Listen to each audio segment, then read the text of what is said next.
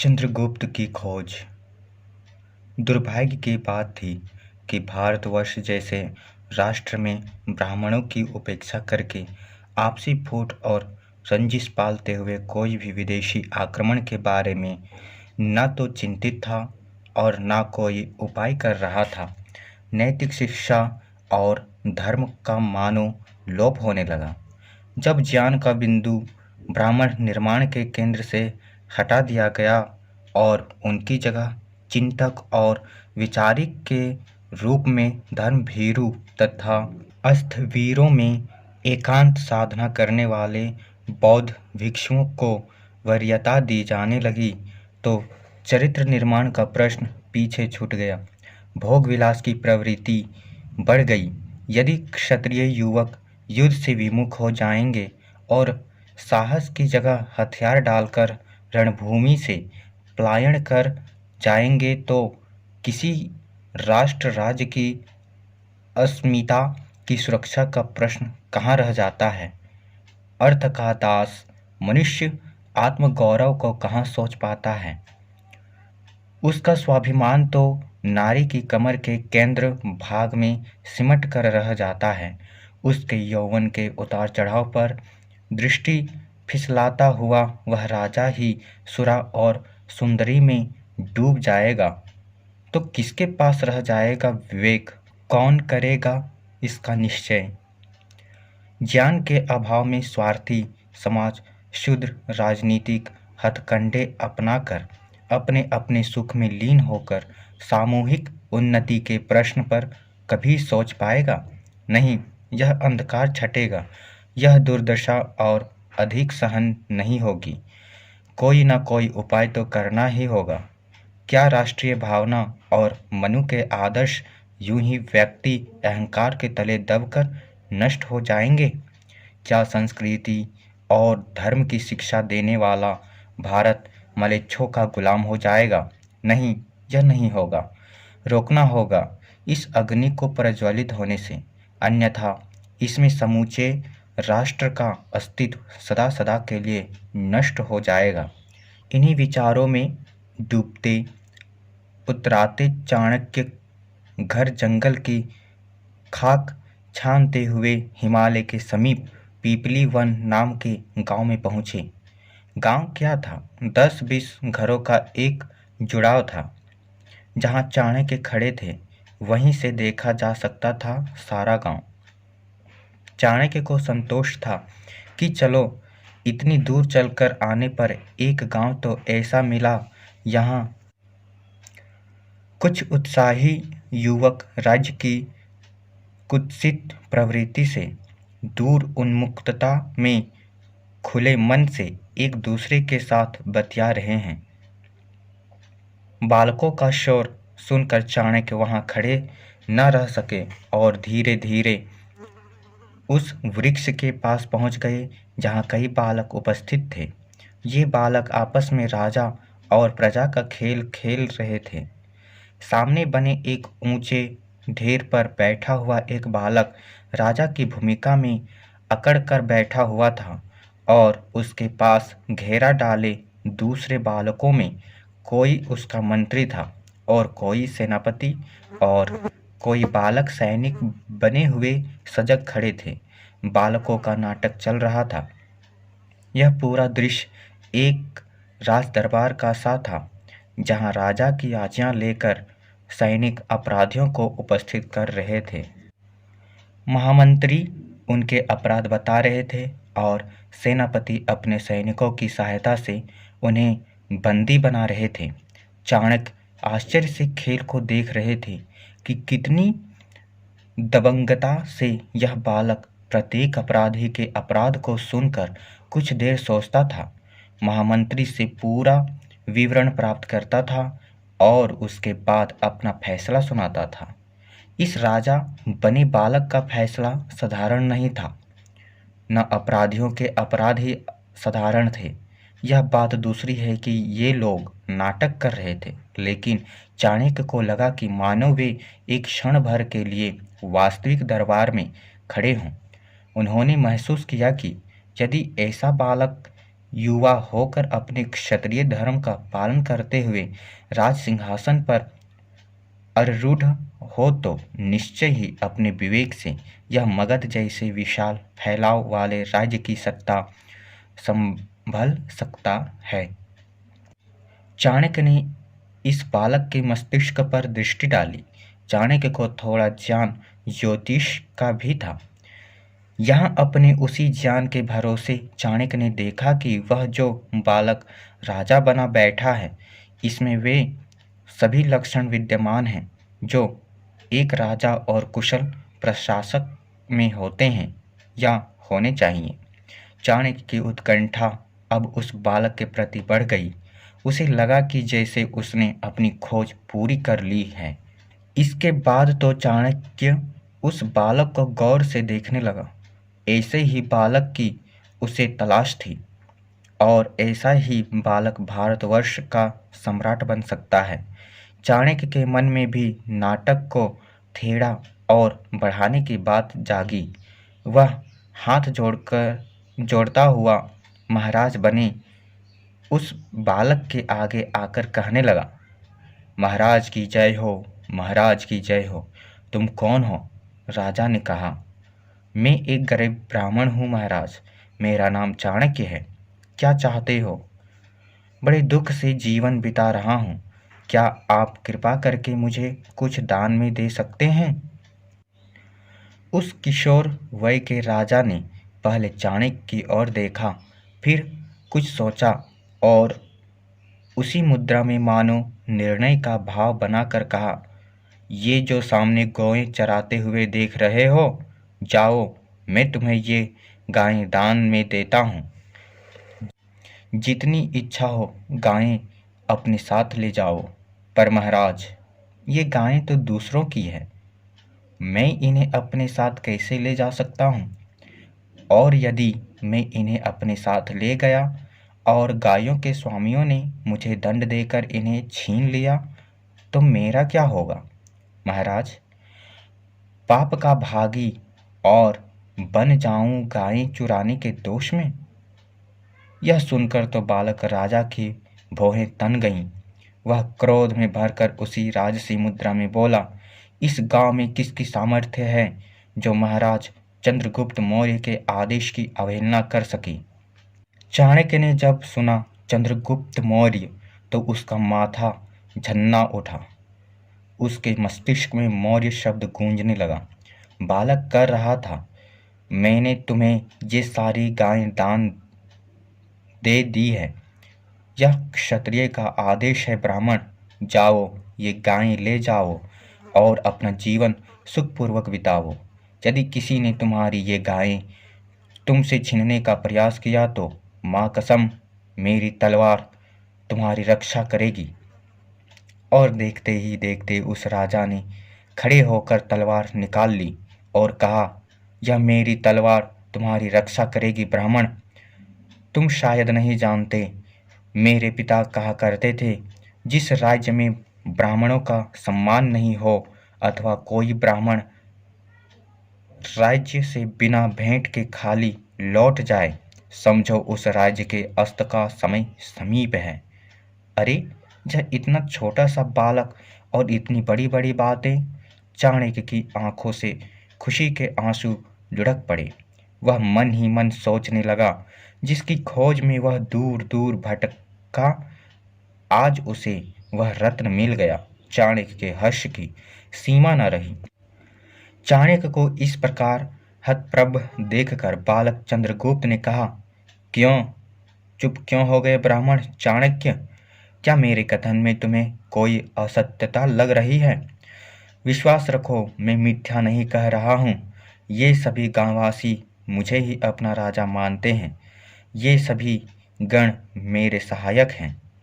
चंद्रगुप्त ने यह कहते हुए अपने साथियों की ओर लक्ष्य किया। अब चाणक्य ने कहा, नहीं वत्स, मुझे तुम्हारे कथन में लेश मात्र भी मिथ्या का अनुभव नहीं लगा। तुम्हारी वीरता देखकर मैं आश्चर्य में अवश्य पड़ गया था, क्योंकि पाटलिपुत्र से मैं निराश लौटा हूँ। क्यों? क्या वहाँ राजा ने तुम्हें दंड नहीं दिया? आश्चर्य में चाणक्य ने कहा, क्यों? दंड क्यों? वह राजा नंद थोड़े ही है, वह तो राजा दंड है। उसी ने तो मेरे पिता को दंड दिया था। फिर उत्साह में भरकर बालक ने कहा, जानते हो ब्राह्मण, मेरे पिता। ठहर जा, तुझे मैं बताती हूँ। एक नारी स्वा उभरा और चंद्रगुप्त की बात बीच में ही रह गई। माँ, मैं इन्हें बता रहा था। चुप कर मेरे लाल। और यह कहते हुए माँ ने उस बालक को अपने अंक में छिपा लिया। तुम इसकी बात पूरी होने तो दो देवी, इसे रोको मत। यह मेरा एकमात्र जीवन का सहारा है। यह मूर्ख है तो क्या मैं माँ होकर इसे मूर्खता करने दूं? तुम माँ होकर इसे मूर्खता न करने दो, यह तो मैं भी चाहता हूँ, चाणक्य ने कहा। लेकिन यह जो कह रहा है, क्या यह मूर्खतापूर्ण बात है? यह तो सुनने पर ही निर्णय हो सकता है। और जैसा कि यह संकेत दे चुका है, और यदि यह सही है, तो मैं निश्चय से कह सकता हूँ कि यह मगध के सेनापति मौर्य का पुत्र है। बोलो देवी, क्या तुम सेनापति मौर्य की पत्नी नहीं हो? वह स्त्री कुछ बोलती इससे पहले कि चाणक्य ने कहा, ठहरो, पहले मैं तुम्हें अपना परिचय देता हूँ। तुम शायद संकोच कर रही हो। सुनो, हम सब एक त्रिकोण बनाते हैं, जिसका पहला कोण सेनापति मौर्य से शुरू होता है। मगध के महाराज नंद ने जिस प्रकार अनैतिक आचरण करके अपने सेनापति को पदच्युत करके बंदी गृह में डाल दिया था, यह कहानी का एक सूत्र है। सारा मगध चुप था, क्योंकि इस अनैतिक कर्म से कोई भी व्यक्ति सीधे आने वाले संकट को नहीं भांप सकता था। इसीलिए इसे केवल अपने राज्य कर्मचारी में अविश्वास का कारण जानकर प्रजा चुप रह गई। महामंत्री शक्टार ने इसका विरोध किया। वैसे शक्टार पहले भी राजा के कोप का भाजन बन चुका था, लेकिन जब सेनापति मौर्य को महाराज नंद ने बंदी बनाकर अंधेरी कोठरी में डाल दिया तो शक्टार का मानव मन यह सहन न कर सका और उसने भरी सभा में राजा की अवमानना करते हुए अपना त्यागपत्र प्रस्तुत कर दिया। इससे चिढ़कर उस दंभी राजा ने मंत्री शक्टार को परिवार सहित बंदी बना लिया और वध का आदेश दे दिया। यह दूसरा कोण था देवी। और एक तीसरा कोण भी था, ब्राह्मण चणिक का, जिसने राजा की दी हुई ब्रह्मवृत्ति लौटा दी और सारी जनता में यह समाचार आग की तरह फैला दिया कि यह राजा पापी है, अत्याचारी है, अन्यायकारी है। यह निर्दोषों को दंड देता है। इसे सत्ता में रहने का कोई अधिकार नहीं। महाराज को जब याद हुआ कि ब्राह्मण चणी विक्षिप्त हो गया है, तो पहले उन्होंने उसे बड़े स्नेह से अपने सैनिकों द्वारा लोभ देकर अपने समीप बुलवाया। लेकिन वह तो फक्कड़ ब्राह्मण था, स्वार्थ तो उसने कभी जाना ही नहीं था। उसने राजा का यह उत्कोच स्वीकार करने से स्पष्ट मना कर दिया और बुरा भला कहते हुए यह बताया कि एक दिन उसका विनाश होगा, और वह ब्राह्मण राजा का कोप भाजन हो गया। उस अनाचारी नंद ने चणी को मगध से निष्कासित कर दिया और फिर एक लंबी सांस लेते हुए उसके मुख से केवल यही निकला कि पता नहीं अब वे कहाँ होंगे। चंद्रगुप्त की माँ ने जब चाणक्य के मुंह से यह सब सुना तो वह हक्की बक्की रह गई और आपे से बाहर होती हुई कहने लगी, कौन हो तुम? अपना परिचय दो। चाणक्य ने मुस्कुराते हुए कहा, पहले इस बालक की बात पूरी होने तो दो देवी। नहीं, पहले तुम अपना परिचय दो, फिर इसके बाद मैं इसकी बात पूरी करूंगी। देवी, मैं उसी दुर्भाग्यशाली लेकिन हठी और आत्माभिमानी पिता का पुत्र हूँ जिसे राजा ने मगध से निष्कासित कर दिया था। हाँ, मैं चणी पुत्र हूँ। तुम मुझे विष्णुगुप्त भी कह सकती हो। एक अप्रत्याशित प्रसन्नता मन पर झलकाते हुए उसने कहा, विष्णुगुप्त, आओ मेरे साथ। आओ वत्स चंद्रगुप्त, तुम भी आओ। और वो स्त्री उनको अपने घर ले आई। अतिथि सत्कार करने के बाद चंद्रगुप्त की माँ ने उसे बताया, चंद्रगुप्त ठीक कह रहा है विष्णुगुप्त, यह ही सेनापति मौर्य का अभागा पुत्र है, जिसे मैं अपने पति के बंदी होने के बाद उनकी इस एकमात्र निशानी को बड़ी कठिनाई से संभालते हुए यहाँ ले आई। मैंने तुम्हें इसका परिचय उस समय इसी डर से नहीं दिया था कि कहीं दुर्भाग्य पाटलिपुत्र से यहाँ तक न आ गया हो। हमें तो यह भी नहीं मालूम कि इसके पिता कहाँ हैं, क्योंकि जब से उन्हें बंदी बनाया है तब से उनका कोई समाचार हमें नहीं मिला। यह तो बालक है, अभी अबोध है, इसलिए केवल अपना मन बहलाने के लिए गांव के बच्चों के साथ खेल लेता है। अपने पिता की यह तलवार भी इसने आज ही निकाली है। अब चाणक्य को विश्वास हो गया कि निश्चय ही यह बालक क्षत्रिय कुल में जन्मा है। इसकी रगों में एक वीर पिता का रक्त दौड़ रहा है। चाणक्य ने उस बालक को अपने समीप बुलाते हुए कहा, यदि तुम चाहो तो सचमुच राजा बन सकते हो। राजा शब्द सुनकर चंद्रगुप्त के चेहरे पर रक्त दौड़ गया, मानो वह पल भर में ही बालक से युवा हो गया। उसने आश्चर्य से कहा, तुमने क्या कहा ब्राह्मण? क्या मैं सचमुच राजा हो सकता हूँ? सच में राजा बनना चाहता हूँ ब्राह्मण।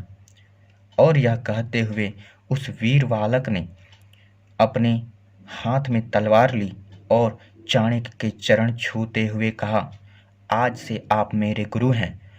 आप जो आदेश देंगे मैं सदा ही उसका पालन करूंगा और आपके संकल्प को पूरा करने का यत्न करूंगा। अभी तो मैंने तुमसे अपना संकल्प कहा ही नहीं। मैं जानता हूँ जो व्यक्ति पाटलिपुत्र से जीवित लौटता है वह यही संकल्प लेकर लौटता है कि वह नंद के वंश को समाप्त कर दे और मगध एक जनप्रिय राज्य के रूप में प्रतिष्ठा दे। चाणक्य यह सुनकर हतप्रभ रह गया। हे वत्स, जब मैं पाटलिपुत्र से चला था तो दुष्ट नंद ने मेरी अवमानना करते हुए अपने प्रतिहारी से मेरी शिखा को पकड़कर खिंचवाया था। मेरी लाठी और कमंडल गिर गए थे। मैं भूमि पर लौट गया था। तभी मैंने उठकर यह प्रतिज्ञा की थी कि मैं अपनी यह शिखा तभी बांधूंगा जब नंदवंश का समूल नाश कर दूंगा। चंद्रगुप्त ने उत्साह से चाणक्य की ओर देखते हुए कहा, मैं भी प्रतिज्ञा करता हूँ गुरुदेव कि मैं सदा आपके आदेश का पालन करते हुए आपकी आकांक्षा के अनुकूल अपनी पात्रता सिद्ध करूँगा। नीति आपकी होगी, कौशल मेरा। दिशा आप देंगे, आगे मैं बढ़ूँगा। संकेत आप करेंगे, पालन मैं करूँगा। अब चाणक्य को इससे अधिक और क्या चाहिए था। वह बोला, यदि ऐसा है वत्स, तो मैं भी घोषणा करता हूँ कि तुम राजा ही नहीं राजाओं के भी राजा बनोगे और एक दिन समूचा आर्यावर्त तुम्हारे नेतृत्व में सुख की सांस लेगा। चंद्रगुप्त की माता इस सारे कथन को और वार्तालाप को मुक्त दृष्टि से देखती सुनती रही। वह मानती थी कि उसका बालक अपने पिता के समान ही खड़ा, निर्भीक, चपल और साहसी है। अपनी इसी निर्भीकता से ही तो वह आसपास के गांवों में भी सबका प्यारा है। वह स्वयं उसके इस साहस को देखकर प्रसन्न होने पर भी चिंतातुर हो रही थी और उसकी चिंता यही थी कि उसका यह बालक यदि कहीं राजा के कोप का भाजन बन गया तो वह क्या करेगी। बेचारी डरती थी मन ही मन, कहीं वह कोई ऐसा काम न कर बैठे जिससे फिर से कोई नया संकट खड़ा हो जाए। जब चाणक्य और चंद्रगुप्त में वृक्ष के नीचे बातचीत हो रही थी, वहां उसका बेटा मिट्टी के ढेर के ऊपर बैठा अपने साथियों के साथ खेल रहा था। एक अपरिचित व्यक्ति के आगमन के समाचार ने उसके मन में एक भय पैदा कर दिया था।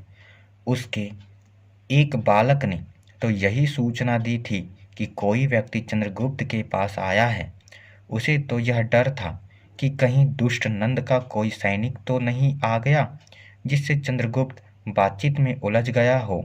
और जब वह दौड़कर वहां पहुंची और उसने चंद्रगुप्त को अपने पिता का परिचय देते हुए पाया तो भय के मारे उसने उसे इसलिए रोक दिया था कि अगर नंद को यह पता चल गया कि हम सेनापति मौर्य के परिवारजन हैं तो वह हमें भी मार डालेगा।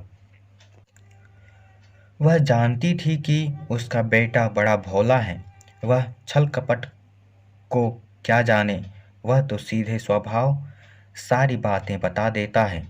इसीलिए उसने उसे रोक दिया था। यहाँ घर पर आकर चाणक्य ने जब सारी बातें स्पष्ट कर दी और चंद्रगुप्त की माँ को यह विश्वास हो गया कि यह कोई नंद का सैनिक नहीं बल्कि यह भी हमारी तरह नंद के कोप का भाजन बना हुआ एक पितृविहीन ब्राह्मण है, तो उसकी आंखें छलक उठीं और वह बोली, हे ब्राह्मण, यह बालक मेरी एकमात्र संतान है। यह स्वयं नहीं जानता कि यह क्या कह रहा है। तुम इसकी बातों पर ध्यान न दो। नहीं, ऐसा मत कहो देवी। तुमने जो इस बालक के रूप में भारत का भविष्य पैदा किया है, तुम इसे मेरी दृष्टि से देखने का प्रयास करो। क्या तुम इसको उचित शिक्षा के लिए मेरे साथ तक्षशिला भेज सकती हो? चंद्रगुप्त की माँ का तो वह अकेला एक सहारा था, भला वह फिर उसे कैसे भेजती। उसने कहा, विष्णुगुप्त, हम गरीब हैं। तुम जानते हो कि मेरे पति को राजा नंद ने बंदी बनाकर कारागार में डाल दिया था। अब तुम फिर से हमें सांप के मुंह में जाने का परामर्श क्यों दे रहे हो? मैंने इसे तक्षशिला जाने के लिए कहा है, राजा नंद के पास नहीं। तक्षशिला में जाने के लिए और शिक्षा पाने के लिए इसे वृत्ति कहाँ से मिलेगी ब्राह्मण महाराज? नंद से क्या हम आशा कर सकते हैं? मैं नंद की बात ही नहीं कह रहा। तुम्हें शायद याद नहीं है, मैं स्वयं तक्षशिला का आचार्य हूँ और इसके अध्ययन का दायित्व मैं लेता हूँ। तुम इसे मेरे साथ तक्षशिला भेजोगी जहाँ यह मेरे पास शस्त्र और शास्त्र की विद्या ग्रहण करेगा। मैं तुम्हें विश्वास दिलाता हूँ देवी, मेरे हृदय में भी इसको देखकर एक हिलोर पैदा हो गई है। यदि यह उच्च शिक्षा प्राप्त करके और शस्त्र विद्या में प्रवीण होकर दक्षता प्राप्त कर लेता है तो एक दिन निश्चय ही यह अपने पिता के अपमान का न केवल बदला लेगा बल्कि उनकी आकांक्षा के राज्य की स्थापना करने में, उनके स्वप्न को पूरा करने में बहुत महत्वपूर्ण भूमिका निभाएगा। तब इतिहास इस पर गर्व करेगा देवी। मैं तो इतना कुछ जानती नहीं विष्णुगुप्त, केवल यह जानती हूँ कि तुम एक पुत्र को उसकी माँ से विलग कर रहे हो, लेकिन एक बड़े लक्ष्य के लिए, क्योंकि जननी के साथ साथ पुत्र का दायित्व जन्मभूमि के प्रति भी होता है। अभी वे सब लोग इस प्रकार बातचीत कर ही रहे थे कि उन्हें यह समाचार मिला कि एक राज्य से किसी ने महाराज नंद की राज्यसभा में एक ऐसा पिंजरा भेजा है जिसमें एक शेर बंद है और उस राजा का यह कथन है कि यदि नंद की राज्यसभा में कोई बुद्धिमान आदमी है तो वह बिना पिंजरा खोले इस शेर को पिंजरे से बाहर निकाल दे। चाणक्य ने जब यह सुना तो वह अत्यंत प्रसन्न हुआ और उसने कहा, लो देवी, अब तुम चाहो तो नंद के पास भी जा सकती हो और यह निश्चित जानो कि तुम्हारा यह पुत्र अब किसी की सहायता से तक्षशिला में अध्ययन नहीं करेगा, बल्कि अपने बुद्धि कौशल के कारण मिली राजवृत्ति से अपना अध्ययन स्वयं अर्जित कोश से करेगा। यह तुम क्या कह रहे हो ब्राह्मण? तुम्हारी पहेलियां मेरी समझ में बिल्कुल नहीं आ रही। यह तुम हमें किस मुसीबत में डालना चाहते हो? तुमने अभी अभी यह घोषणा सुनी कि पिंजरे में बंद सिंह को बिना पिंजरा खोले अगर कोई बाहर निकाल देगा तो राजा उस पर प्रसन्न हो जाएगा। देवी, यह मत समझो कि यह राजा की कृपा होगी, बल्कि राजकोष पर प्रजा का भी पूरा अधिकार होता है और चंद्रगुप्त नंद के दरबार में इस अधिकार को लेने ही जाएगा। लेकिन यह पिंजरा खोले बिना सिंह को बाहर निकालेगा कैसे? यह चमत्कार है देवी। केवल एक ही तरह से सिंह बिना पिंजरा खोले पिंजरे से बाहर निकल सकता है और वह मोम का सिंह है। इसलिए अब चाणक्य ने चंद्रगुप्त को संबोधित करते हुए कहा, हे वत्स, तुम में यह साहस है और इस बहाने में तुम्हारी एक परीक्षा भी ले रहा हूँ। यदि तुम इसमें उत्तीर्ण हो गए तो तुम मेरी और अपनी दोनों की मनोकामना पूरी करने में सफल होवोगे। तुम्हें सिर्फ एक काम करना है, उस लोहे के पिंजरे में बंद सिंह को निकालने के लिए महाराज से जाकर कहना है, महाराज, मैं इस सिंह को बिना पिंजरा खोले भीतर से बाहर कर दूंगा, लेकिन इसके लिए आपको केवल लोहे की कुछ सलाखें गर्म करवा कर मंगवानी होंगी और जैसे ही वे गर्म सलाखें आएं, तुम एक सिरे से उसको ठंडे भाग से पकड़कर सलाख का गर्म भाग शेर के नीचे भाग से उसके पेट में प्रविष्ट कराना। धीरे धीरे गर्म सलाख से वह सिंह पिघलता हुआ शुरू हो जाएगा और इस प्रकार धीरे धीरे सलाखें बदलते बदलते वह सारा मोम का पुतला पिघलकर पिंजरे से बाहर बह जाएगा और पिंजरा खाली हो जाएगा।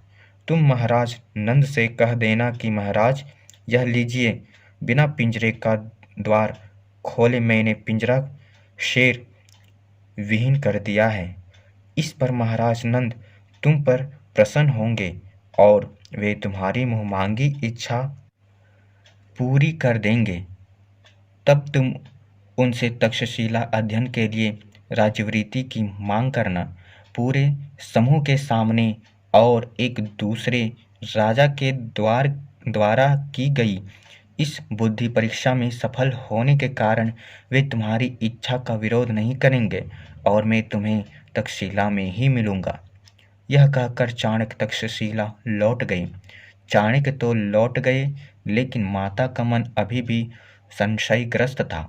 वह चाहती तो यह थी कि राजा नंद के सम्मुख न जाए, लेकिन उसी अपने पुत्र के अध्ययन की बात भी तो पूरी करनी थी और यह भी लग रहा था कि ऐसा करने से वह अपने पति की शेष इच्छा को भी पूरा कर सकती है, क्योंकि यदि उसका पुत्र उच्च शिक्षा प्राप्त कर लेगा तो निश्चय ही वह अपना जीवन तो सुखमय बना ही सकता है। इसीलिए अपने एक पड़ोसी के साथ चंद्रगुप्त की मां ने अपने पुत्र को पाटलिपुत्र भेज दिया। नंद की राजसभा उसके चाटुकार मंत्रियों और स्वार्थी दरबारियों से खचाखच भरी थी और दरबार के प्रकोष्ठ में बीचों बीच वह पिंजरा रखा हुआ था जिसमें वह शेर बंद था। राजा ने सभी दरबारियों और मंत्रियों तथा प्रजाजनों की बुद्धि परीक्षा लेते हुए यह घोषणा की कि जो कोई इस सिंह को बिना पिंजरे का द्वार खोले पिंजरे को सिंह विहीन कर देगा, उसे राजकोष से उसकी इच्छा के अनुरूप दान दिया जाएगा। राजा के मंत्रियों और दरबारियों ने जब यह सुना तो वे सभी सकपका गए, क्योंकि उन्हें तो यह याद ही नहीं था कि इस सिंह को पिंजरे से बाहर कैसे करें। किसी को कोई युक्ति नहीं सूझ रही थी। राजा नंद ने जब देखा कि सभा में कोई व्यक्ति पिंजरे को खोले बिना शेर को बाहर निकालने में समर्थ नहीं है, हर एक व्यक्ति अपना मस्तक झुकाए बैठा है, तो राजा ने एक बार फिर घोषणा की, तो क्या मैं समझूं कि मेरी इस सभा में कोई भी विद्वान गुणी ऐसा नहीं जो इस सिंह को पिंजरे से बाहर निकाल दे। हे महाराज, एक आवाज़ आई। राजा नंद ने उस आवाज़ को सुनकर कहा, जो कोई है वह मध्य में आकर अपनी बात कहे। चंद्रगुप्त भीड़ में से निकलकर दरबार के बीच में आ गया और बोला, महाराज, ऐसा ना कहें कि आपकी सभा में कोई भी पिंजरे को बिना खोले सिंह को बाहर निकालने में समर्थ ही नहीं है। मैं विद्वान या गुणी तो नहीं, एक बालक हूँ, किंतु एक निवेदन है कि यदि आप मेरी उच्च शिक्षा का प्रबंध राज्य की ओर से करने का प्रबंध करें और मुझे विद्याध्ययन के लिए तक्षशिला भेजने का आश्वासन दें, तो मैं इस सिंह को पिंजरे से बाहर निकाल सकता हूँ। राजा को यह देखकर आश्चर्य हुआ। यह 12 साल का युवक, तो जो अभी तक पूरी तरह युवक भी नहीं हो पाया है, क्या सत्य ही सिंह को बाहर निकाल देगा? इसी संशय में राजा ने कहा, तुम जानते हो कि तुम क्या कह रहे हो? जी महाराज, मैं जानता हूँ कि मैं सिंह को बाहर निकालने की बात कह रहा हूँ। यह तो एक साधारण बात है। यदि तुमने यह सिंह बाहर निकाल दिया तो मैं सत्य कहता हूँ कि राजकोष से तुम्हें तक्षशिला विश्वविद्यालय में उच्च शिक्षा पाने के लिए जो राशि खर्च होगी वह सहर्ष दी जाएगी। तुम इस सिंह को बाहर निकालकर हमारी राज्य प्रतिष्ठा की रक्षा करो। तो ठीक है महाराज, आप अपने सेवकों को भेजकर 7 लोहे की शलाकाएं लाल गर्म करके मंगवा दें। कहने की देर थी कि तभी गर्म शलाकाएं उपस्थित कर दी गई और चंद्रगुप्त ने उन गर्म शलाकाओं से धीरे धीरे सारे सिंह को मोम के रूप में पिघलाकर कुछ ही देर के प्रयास से पिंजरा खाली कर दिया। जब यह चमत्कार हुआ तो सारे दरबारी हतप्रभ होकर देखते रह गए। अब तो नंद ने अपनी वायदों के अनुसार चंद्रगुप्त को तक्षशिला भेजने के लिए स्वर्ण मुद्राएं देकर विदा किया। राजा नंद ने चंद्रगुप्त को विदा करने से पहले जब यह पूछा कि बालक, लेकिन तुम हो कौन और तुम्हें यह याद कैसे हुआ कि सिंह को इस प्रकार पिंजरे से बाहर निकाला जा सकता है, तो चंद्रगुप्त ने कहा, महाराज, मैं एक गरीब स्त्री का पुत्र हूँ और पिता विहीन हूँ। अपने गांव में रहकर जो बड़े बूढ़ों से थोड़ा बहुत ज्ञान मुझे मिला है, उसी के आधार पर मैंने अपनी बुद्धि दौड़ाई और यह जान लिया कि यदि शेर वास्तविक शेर है तो बिना पिंजरा खोले उसका बाहर आना असंभव है, या फिर उसे तलवार से काटकर टुकड़े टुकड़े करके बाहर निकाला जा सकता है। बस यही बात मेरे मस्तिष्क में दौड़ गई और मैंने सोचा कि यदि शेर वास्तविक नहीं है तो एक ही ऐसी वस्तु है, मोम, जिसका यह शेर है, क्योंकि किसी भी धातु का या किसी अन्य वस्तु का शेर बना होता तो वह पिंजरा खोले बिना बाहर आ ही नहीं सकता था। बस इतनी छोटी सी बात थी। महाराज नंद इस बालक से अत्यंत प्रसन्न हुए और तत्काल उसे तक्षशिला विश्वविद्यालय शिक्षा ग्रहण करने के लिए भेज दिया और उसके अध्ययन का सारा दायित्व राज्य के द्वारा वहन करना स्वीकार कर लिया। चंद्रगुप्त की माँ को जब यह समाचार मिला तो वह फूली नहीं समाई। उसे अब सत्य ही ब्राह्मण चाणक्य पर पूरा विश्वास हो गया।